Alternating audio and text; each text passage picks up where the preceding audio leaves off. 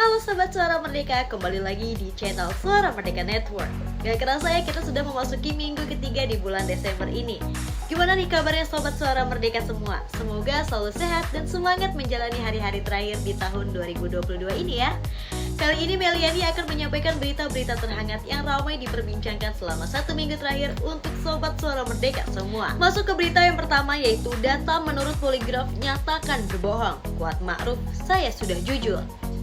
Pada persidangan, Kuat Ma'ruf, terdakwa utama dalam kasus pembunuhan berencana, tampak heran dengan hasil tes poligraf yang menyatakan bahwa Kuat Ma'ruf telah berbohong.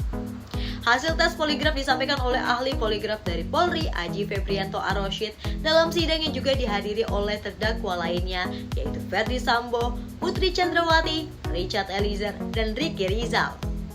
Kuat terindikasi berbohong saat mengaku tidak melihat Ferdy Sambo menembak korban Brigadir J dalam insiden yang terjadi di Kompleks Polri Duren 3. Tes poligraf digunakan sebagai bukti yang berlangsung di pengadilan pada persidangan di Pengadilan Negeri PN Jakarta Selatan pada Rabu 14 Desember 2022.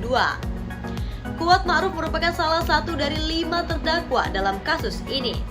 Meski mengaku heran dengan hasil tes poligraf, namun ia harus bersiap untuk menghadapi konsekuensi dari kecurangan yang dilakukannya. Pengadilan akan terus memproses kasus ini untuk mencari kebenaran yang sebenarnya.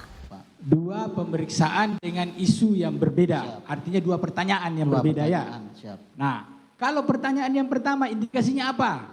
Jujur. Jujur. Apa pertanyaannya? Yang jujur itu.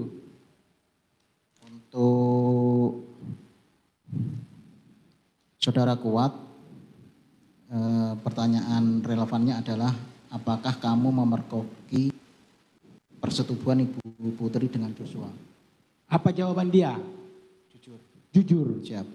Oh, berarti dia memergoki. Tidak. Tidak memergoki. Oke. Karena berarti tidak melihat dia. Siap. Oke.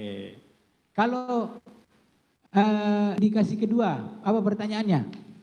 Untuk indikasi kedua untuk saudara Kuat yang dilakukan pemeriksaan pada tanggal 9 September adalah apakah kamu melihat Pak Sambo menembak Joshua? Apa jawabannya? Jawabannya saudara Kuat tidak. Nah, itu indikasi, Itu hasilnya indikasinya apa? Bohong apa? Berbohong. Bohong. Aji menyampaikan bahwa hasil tes poligraf dapat diinterpretasikan sebagai jujur atau bohong. Berdasarkan hasil tes tersebut, Putri Chandrawati terindikasi berbohong. Sementara itu, Kuat dilakukan tes poligraf 2 kali dengan pertanyaan yang berbeda dan terindikasi jujur dan berbohong masing-masing untuk pertanyaan pertama dan kedua. Pertanyaan kedua yang diajukan kepada Kuat berkaitan dengan tindakan Ferdy Sambo dalam insiden penembakan. Kuat menjawab tidak dan terindikasi berbohong. Ini menunjukkan bahwa tes poligraf dapat digunakan sebagai alat untuk mengetahui kejujuran seseorang. Namun hasil tes ini tidak selalu akurat dan harus diinterpretasikan dengan hati-hati.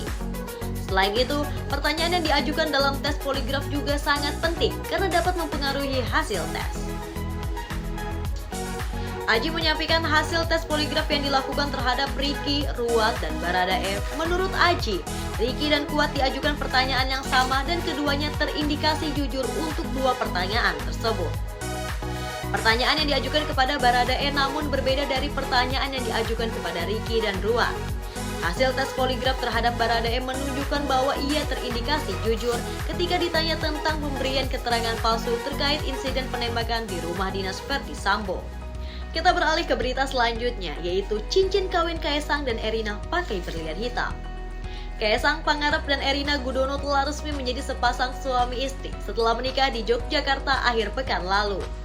Pernikahan mereka tampaknya dirayakan dengan meriah dan penuh kehangatan. Kabar gembira ini semakin terlihat bahagia setelah kita tahu bahwa cincin pernikahan mereka dibuat oleh merek perhiasan berlian bernama Mondial. Desain cincin yang mereka pakai pun terlihat mewah dengan taburan puluhan berlian yang memiliki tingkat warna dan kejernihan FVVS. Kaesang Pangarep memakai cincin dengan 51 berlian, sementara istrinya memakai cincin dengan 57 berlian. Pasangan ini juga sudah memesan khusus cincin pernikahan mereka sejak bulan Juli, 6 bulan sebelum pernikahan. Kaesang tampaknya menginginkan cincin dengan unsur warna hitam yang diakomodasi dengan menambahkan berlian hitam sebagai aksen. Cincin yang mereka pakai dibuat dengan model listring, yaitu garis lurus yang mengitari cincin.